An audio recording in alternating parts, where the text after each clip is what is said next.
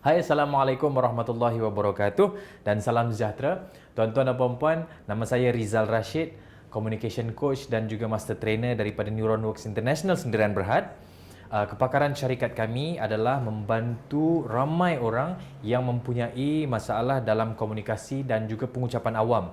Dan kami membantu ramai orang-orang yang berada di luar sana, sama ada business owner, usahawan, orang-orang profesional dan juga pendidik untuk enhance dan polish communication skill dan juga skill pembentangan ataupun kemahiran pengucapan awam yang berpengaruh supaya mesej yang kita nak sampaikan dapat diterima oleh pendengar ataupun audiens.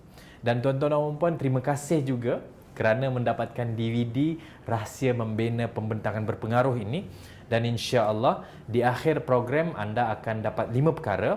Yang pertama, anda akan dapat menyenaraikan komponen dalam komunikasi, dan seterusnya anda akan dapat menyenaraikan 5 objektif utama dalam pengucapan awam dan juga pembentangan ataupun product sharing, dan seterusnya tuan-tuan dan puan-puan, di akhir DVD ini anda akan dapat mempraktikkan rahsia pembentangan berpengaruh dengan teknik session plan Alvikain. Dan kita juga akan share dengan tuan-tuan dan puan-puan anatomi pembentangan, dan anda juga insya-Allah akan dapat mengklasifikasikan jenis-jenis audien, dan akhirnya anda juga akan dapat mendalami anatomi pembentangan. Jadi tuan-tuan dan puan-puan, teruskan bersama saya dalam DVD Rahsia Pembentangan Berpengaruh ini, dan insya-Allah 5 perkara ini anda akan dapat praktikkan sekiranya tuan-tuan dan puan-puan memberikan tumpuan sepenuhnya dalam sesi perkongsian saya. Tuan-tuan dan puan-puan, let's move to our first topic, iaitu komponen dalam komunikasi. Menurut Profesor Albert Mehrabian, komunikasi ada 3 elemen. Alright? Komunikasi ada 3 elemen. Yang pertama, saya boleh tuliskan di sini.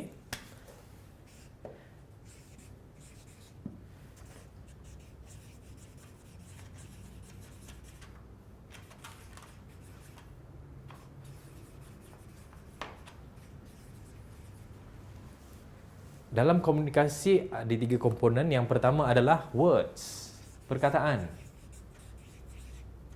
Hanya 7% saja tuan-tuan dan puan-puan. Hanya 7% saja daripada pembentangan, perkongsian ataupun dalam komunikasi. Yang kedua adalah voice. Voice hanya 38% saja tuan-tuan dan puan. Dan yang paling besar dalam komunikasi iaitu body language.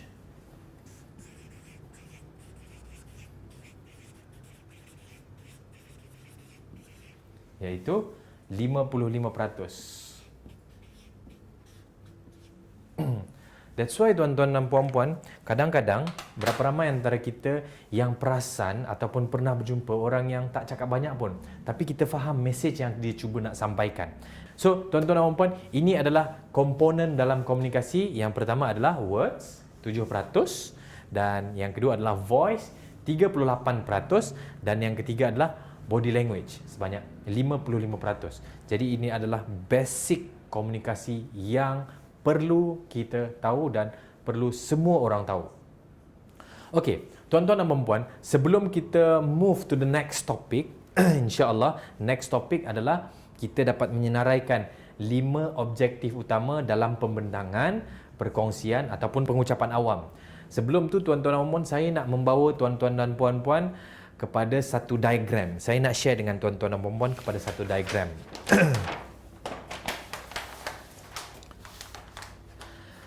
Dalam apa juga yang kita lakukan di dunia ini mempunyai proses, setuju?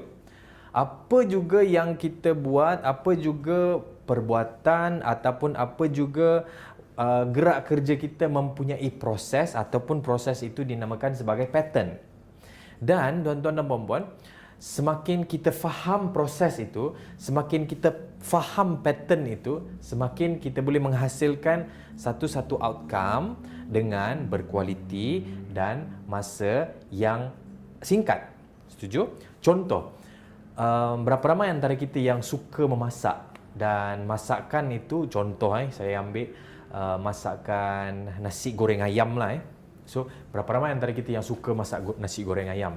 Dan Ada certain orang memasak nasi goreng ayam dalam masa 5 minit. Ada juga less than 5 minutes. Tapi outcome-nya sama, nasi goreng ayam. Tapi point dia adalah mereka faham proses nak melakukan ataupun memasak nasi goreng ayam tu membuatkan tuan-tuan dan puan-puan mereka boleh menghasilkan satu hidangan dengan tempoh masa yang lebih singkat daripada orang lain. That's why tuan-tuan dan puan-puan kita perlu tahu, kita perlu faham proses satu-satu perkara yang kita nak lakukan. Begitu juga dengan komunikasi.